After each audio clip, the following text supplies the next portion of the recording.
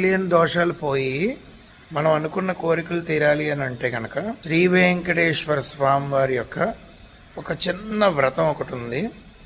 ఈ వ్రతం ఏంటంటే ప్రతి శనివారము కూడా తలస్నానం చేసి దేవుడి గదిలోనూ శుభ్రంగా అంతా శుభ్రపరచుకుని తర్వాత ఒక 7 ఒత్తులతో దీపారాధన చేయండి. వెంకటేశ్వర స్వామి వారి యొక్క ఫోటోని పూజ చేసి యథాశక్తి పూజ అలంకరించి, ముఖ్యమైన విషయం ఏంటంటే 7 ఒత్తులతో ఆవు నెయ్యి, నువ్వుల నూనె ఏదో ఒకటి 7 ఒత్తులతో దీపారాధన చేయండి.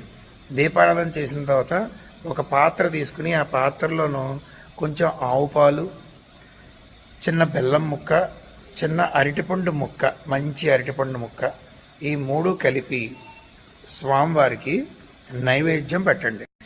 నైవేద్యం పెట్టిన తర్వాత యథాశక్తి స్వామివారి యొక్క స్తోత్రాలు ఏమైనా పారాయణ